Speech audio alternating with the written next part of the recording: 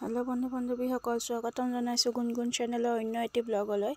আৰু আজি আপোনালোকক দেখুৱাম মুখ্যমন্ত্ৰী মহিলা উদ্যমিতা আঁচনিৰ সম্পূৰ্ণ ফৰ্ম ফিলআপ। 1 নম্বৰতে লিখিব আপোনাৰ নামটো যদি আপুনি সদস্য হয়, আৰু 2 নম্বৰত আহিলে আপুনি কোনটো গোটৰ সদস্য হয়।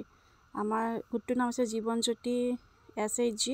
আৰু 3 নম্বৰটো আপুনি ব্লেংক ৰাখিব, এইটো আপোনাক ট্ৰেইনিঙত ব্লেংক ৰাখিব দিছিলে। আৰু মোবাইল নম্বৰ যিটো আপুনি আধাৰ আৰু বেংকৰ লগত সংলগ্ন আছে সেই নাম্বাৰটো দিব। আৰু জাতি আমি সাধাৰণ হয় তো সাধাৰণ সিলেক্ট কৰিছোঁ। নম্বৰটো যদি আপুনি মদন মৰ্তক হয়, যদি হয় কৰিব, নহয় কৰিব। যদি আপুনি চাহ জনগোষ্ঠীৰ হয় তেতিয়াহ'লে আপুনি হয় যদি হয় কৰিব, নহয় আৰু সিলেক্ট কৰিব। মই নহয় সিলেক্ট কৰিছোঁ। আৰু আপোনাৰ ছেভিং বেংক একাউণ্ট নাম্বাৰ দিব, বেংকৰ নাম যিটো বেংক হয় আপোনাৰ। আৰু ইয়াত দেখিছে আপোনাৰ শাখাৰ নাম GS ৰোড আপোনাৰ 6 মাইল হয়। আৰু ইয়াত IFC কোড বহাব আপুনি। আৰু গাঁৱৰ নাম জনশিমলু NC বহাইছোঁ দেখিছোঁ। আৰু ইফালে আমাৰ গাঁও পঞ্চায়ত আমচিং পৰে, তো মই আমচিং বহাইছোঁ। আৰু ইফালে উন্নয়ন খণ্ডৰ নাম চন্দ্ৰপুৰ হয়, তো মই চন্দ্ৰপুৰ ইয়াত বহাইছোঁ। আপোনালোকৰ যিটো হয় এইটো বহাব। আৰু জিলাৰ নাম কামৰূপ মেট্ৰ' হয় আমাৰ। 16 নম্বৰটো আপোনাৰ যদি নতুনকৈ আপোনাৰ সমষ্টি নিৰ্ধাৰণ কৰিছে সেইটো সমষ্টিৰ নাম দিব। ফটোযুক্ত ভোটাৰ পৰিচয়, তাত আপোনাৰ এটা নম্বৰ থাকে ভোটাৰ কাৰ্ডৰ, তাতে নম্বৰটো দিব। আৰু ভোট গ্ৰহণ কেন্দ্ৰৰ নাম আমাৰ পটাকুলি LP স্কুল হয়। আৰু কেন্দ্ৰৰ নম্বৰ 153 হয়।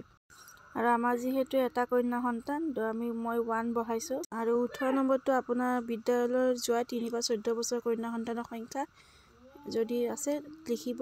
19 নম্বৰটো বিদ্যালয়ত কন্যা সন্তানৰ নামভৰ্তি কৰা হৈছে নে, যদি আপোনাৰ কন্যা সন্তান আছে তেনেহ'লে এইটো প্ৰযোজ্য হ'ব। আৰু মইতো ৰাইট চিন দিছোঁ। 20 নম্বৰটো আপোনাৰ অমৃত বৃক্ষ আন্দোলনৰ ৰোপণ কৰা গছপুলিকেইটা জীয়াই আছে নাই, মোৰ আছে কাৰণে ৰাইট চিন দিছোঁ। যদি নাই আপুনি নাইট দিব।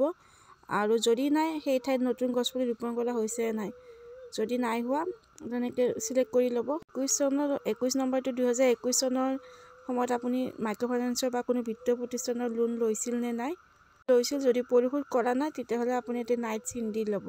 কোনো লোন নাছিলে তো মই একো চিলেক্ট কৰা নাই। 22 নম্বৰটো আপোনাৰ যে 10,000 টকা ল'ব, তাৰ পৰা আপুনি কি বিজনেছ কৰিব সেইটো লিখিব। ইয়াত আপোনাৰ গ শাখাত এইটো যি ধৰণৰ আছে, যি ব্যৱসায় কৰি ইয়াত আপোনাৰ লিখাই আছে। জৈৱিক খেতি হয় বা আপোনাৰ গো পালন হয়, মছলা খেতি হয়, যি হয় আপুনি ইয়াত এটা চিলেক্ট কৰি ল'ব। আৰু আপুনি ইফালে 22 নম্বৰটোত সেইটোৱে লিখিব। আৰু নেক্সট আহিলে ঘোষণা, ইয়াত আপোনাৰ নামটো লিখিব। আৰু নেক্সট আপোনাৰ স্বামী বা পিতৃৰ নামটো লিখিব। আৰু তলত আপোনাৰ ছিগনেচাৰ মাৰিব। ডেটটো আপুনি যেতিয়া ফৰ্মখন জমা দিয়ে তেতিয়া লিখি দিব। আপোনাৰ সংকল্প পত্ৰ 1, ইয়াত আপোনাৰ যদি কন্যা সন্তান আছে তেতিয়াহ'লে এইটো আপোনাৰ প্ৰযোজ্য হ'ব। নাম লিখিব, হাজবেণ্ডৰ নাম, বয়স লিখিব, আৰু আপুনি কিমান বছৰৰ পৰা আত্মসহায়ক গোটৰ লগত জড়িত আছে সেইটো লিখিব। আৰু আপোনাৰ তলত ছিগনেচাৰ কৰিব। আৰু সংকল্পটোত আপোনাৰ চেমে লিখিব। আৰু নেক্সট আহিলে আপোনাৰ গছপুলি দুটাৰ ফটো দিব লাগিব ইয়াত। আৰু যদি গছপুলি মৰি গৈছে তেতিয়াহ'লে আপুনি নাই বুলি লিখি দিব। আৰু এইখিনি কৰিলে আপোনাৰ ফৰ্ম ফিলআপ সম্পূৰ্ণ হ'ব। লগ পাম নেক্সট এটা ভিডিঅ'ত।